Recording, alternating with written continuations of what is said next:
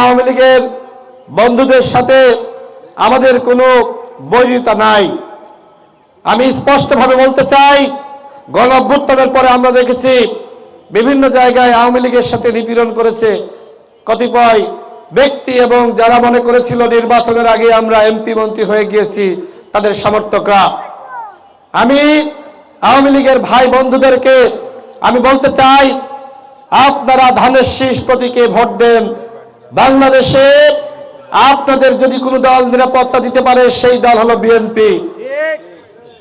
আওয়ামী লীগের বন্ধুদেরকে বলবো, আমরা কিন্তু আপনাদের উপর জুলুম করি নাই, আমরা চাঁদা ধরি নাই। যারা চেয়ারম্যান ছিল, মেম্বার ছিল, তাদের কাছ থেকে কেউ কেউ চাঁদা নিয়েছে না, বাট আমরা কিন্তু এখানে যারা আছি আমরা কিন্তু নেই নাই। সুতরাং আপনারা আমাদের সাথে এসে কাজ করেন, ধানের শীষ প্রতীককে বিজয়ী করেন।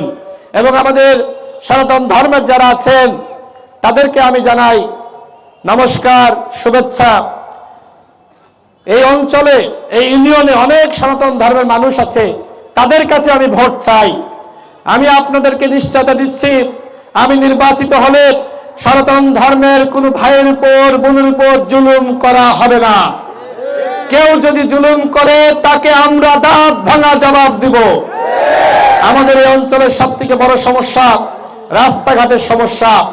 আমি আপনাদেরকে কথা দিচ্ছি, যদি আপনারা ভোট দিয়ে আমাকে নির্বাচিত করেন, তাহলে গ্রাম থেকে শহর প্রত্যেকটা জায়গায় পাকা রাস্তা করে দেওয়া হবে ইনশাআল্লাহ। শিক্ষা ব্যবস্থার উন্নয়ন, চিকিৎসা ব্যবস্থার উন্নয়ন করা হবে ইনশাআল্লাহ।